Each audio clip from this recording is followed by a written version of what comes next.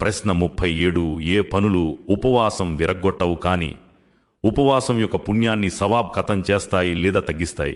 జవాబు: ఈ విషయాన్ని అర్థం చేసుకోవడం చాలా ముఖ్యం. ఉపవాసం అంటే కేవలం ఆకలి దప్పులతో ఉండడం మాత్రమే కాదు. ఉపవాసం నిజానికి మన మొత్తం శరీరంతో చేసే ఆరాధన. అందుకే అల్లాహ్ ఉపవాసం యొక్క ఉద్దేశ్యాన్ని స్పష్టం చేశారు. ఓ విశ్వాసులారా, మీపై ఉపవాసాలు విధిగా నిర్ణయించబడ్డాయి, తద్వారా మీరు భయభక్తులు తక్కువ కలిగిన వారు కావాలని.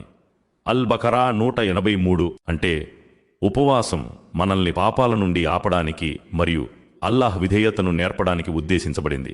ఒకవేళ మనిషి అన్నపానీయాలను వదిలేసి కానీ పాపాలను వదలకపోతే అటువంటి ఉపవాసం అల్లాహ్ దగ్గర ఎటువంటి విలువలేనిది కావచ్చు.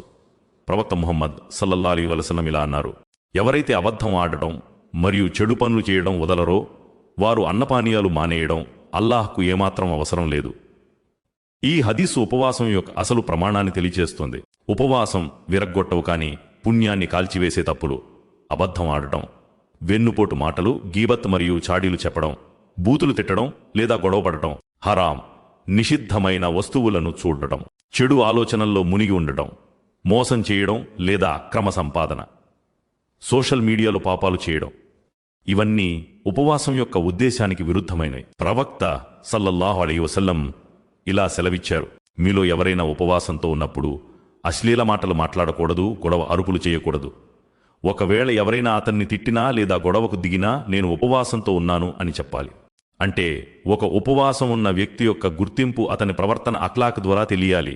నేడు చాలామంది ఉపవాసం ఉంటారు కానీ అబద్ధాలు, చాడీలు, చెడు వీడియోలు, గొడవలు అన్నీ కొనసాగిస్తూనే ఉంటారు. ఆ తర్వాత అడుగుతారు, ఉపవాసం ప్రభావం మనపై ఎందుకు పట్టం లేదు అని. ఎందుకంటే వారి శరీరం ఉపవాసంలో ఉంది కానీ వారి ఆత్మ కాదు. గుర్తుంచుకోండి, ఆకలితో ఉండే ఉపవాసం శరీరానికి ఉపయోగపడుతుంది, కానీ పాపాల నుండి దూరంగా ఉండే ఉపవాసం హృదయాన్ని మారుస్తుంది.